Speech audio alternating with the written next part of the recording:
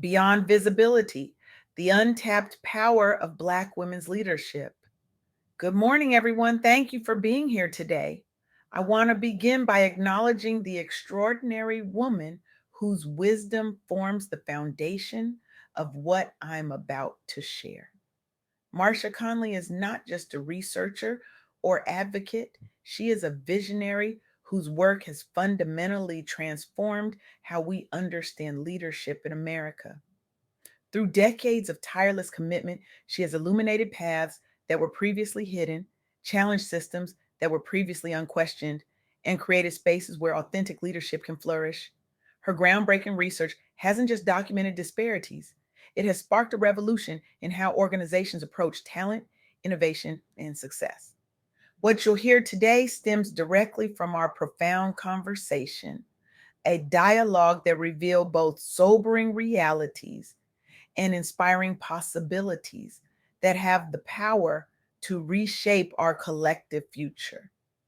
Let's begin with a striking contradiction that sits at the heart of corporate America today.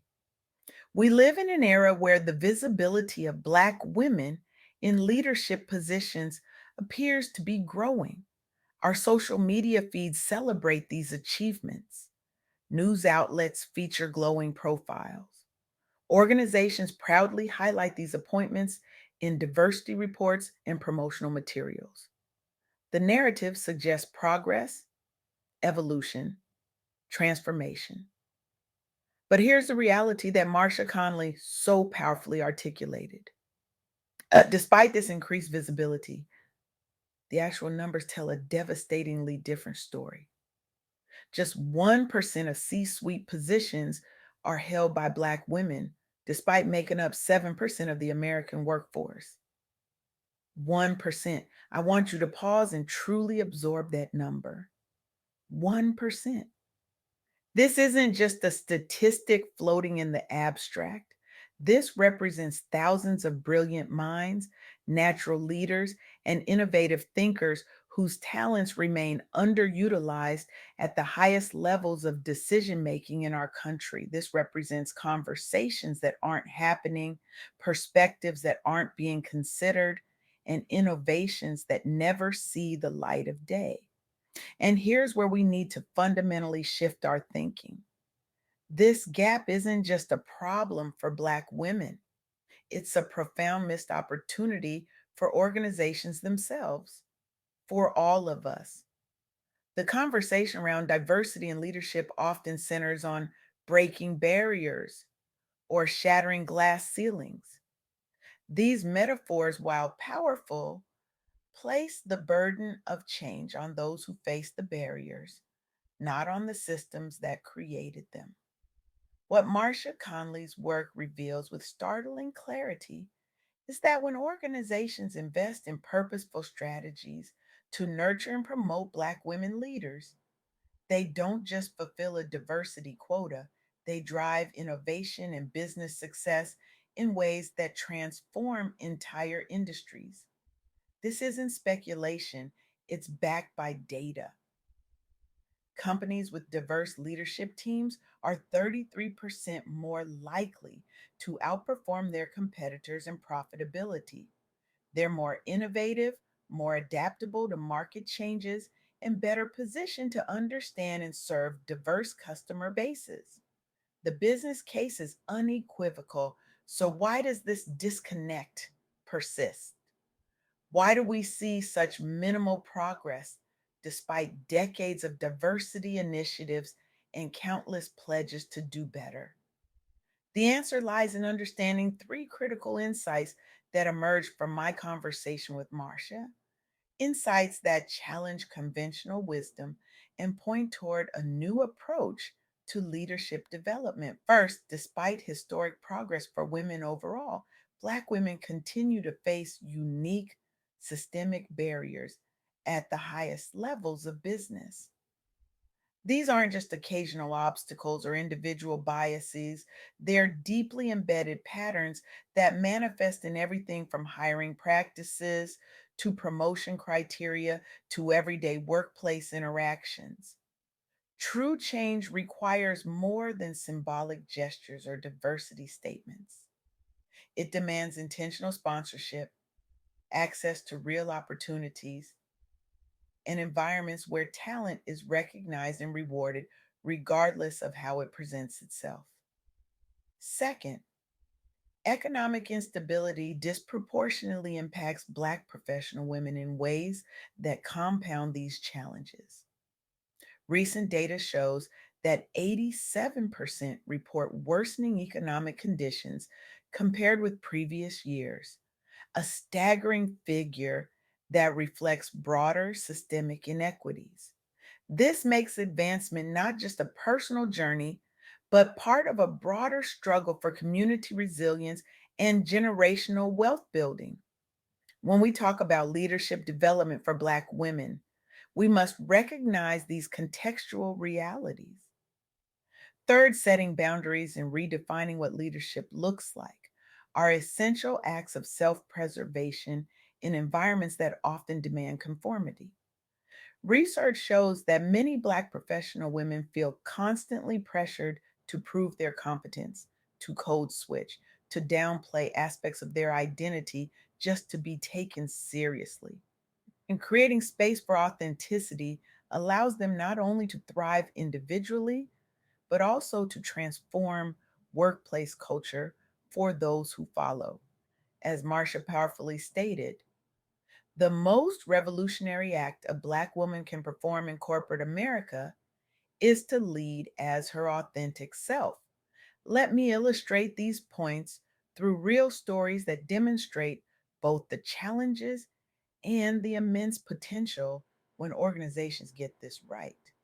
Consider the Sunda Brown Duckett, who became one of only two Black female CEOs on the Fortune 500 list, leading TIAA, a major financial services organization serving educators across America.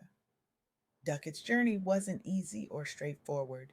She rose through banking ranks during times when diversity was rarely prioritized or valued.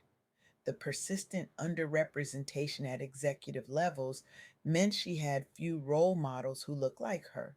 She faced scrutiny over her qualifications far more than her white counterparts did.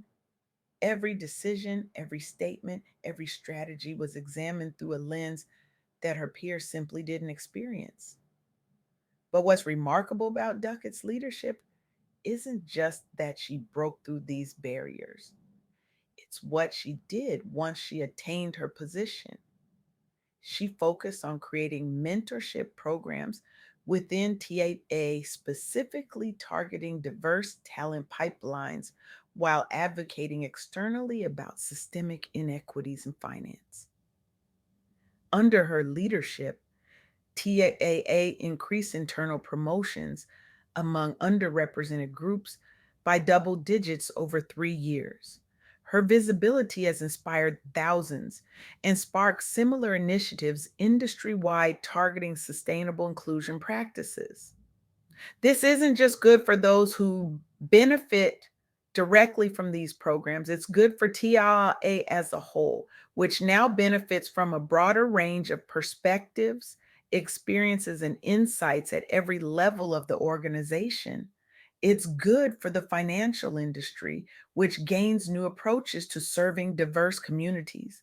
And it's good for our economy, which becomes more resilient and innovative as a result. This pattern of transformation extends beyond individual companies into entire industries. A University of California Hastings study explored experiences among Black women professionals in STEM fields nationwide.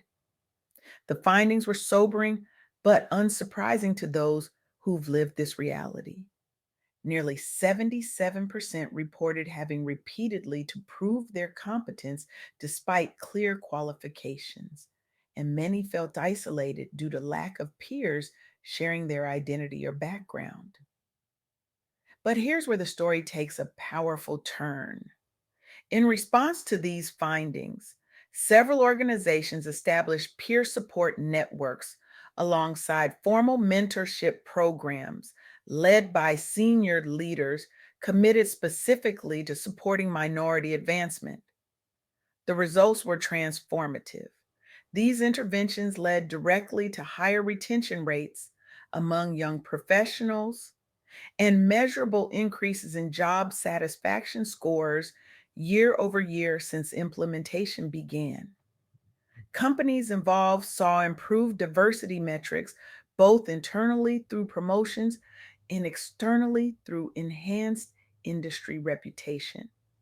Most importantly, these initiatives help reframe company cultures so authenticity, not assimilation, is valued as a core strength. Engineers reported feeling able to contribute more innovative solutions when they weren't expending mental energy on fitting in. Scientists found their research questions expanded to address previously overlooked areas. Leaders discovered new approaches to problem solving that drove competitive advantage.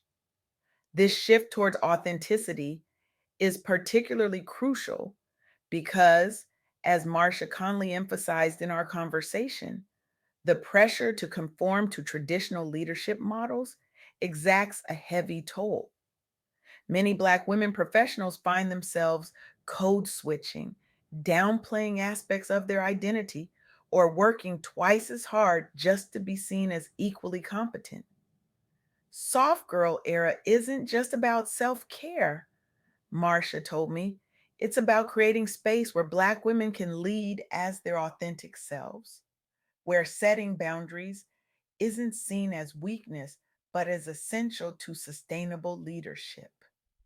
This perspective aligns perfectly with emerging research showing that the most effective leaders today aren't those who never show vulnerability or who maintain rigid hierarchies. They're leaders who bring their whole selves to work, who create psychologically safe environments for their teams, and who model sustainable approaches to high performance.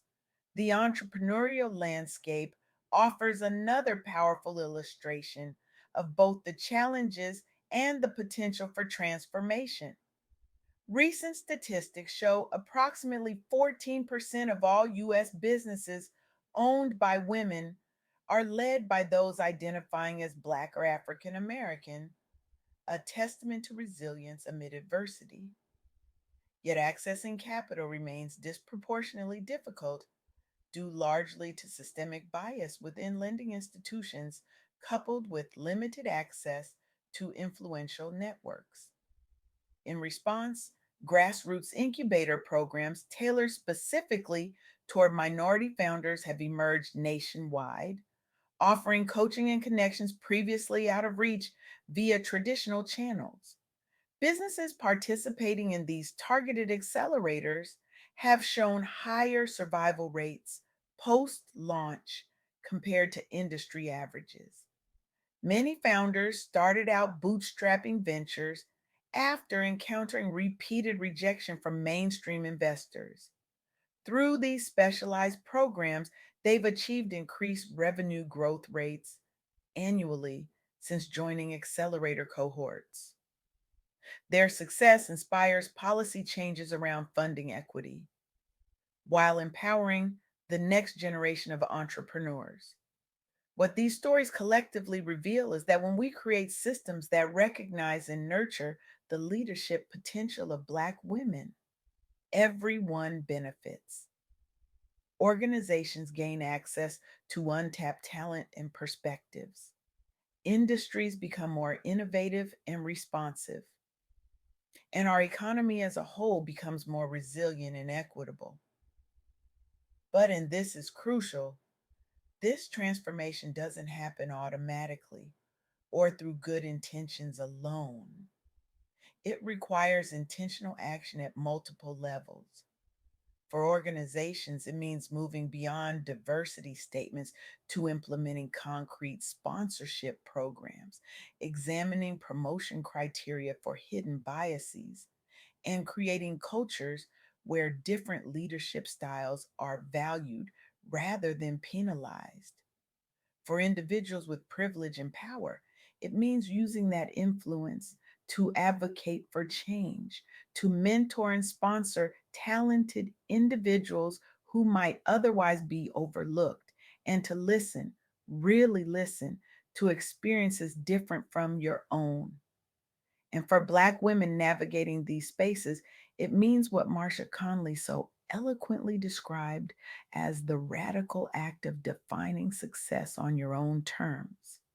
It means setting boundaries, building supportive networks, and recognizing that your authentic leadership is not just valuable, it's essential for the future we need to build together.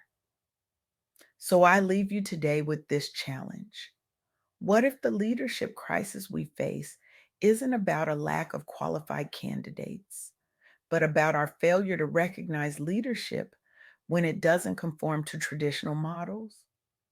What if the innovation we desperately need isn't going to come from doing things the way we've always done them, but from embracing diverse perspectives at every level of decision making?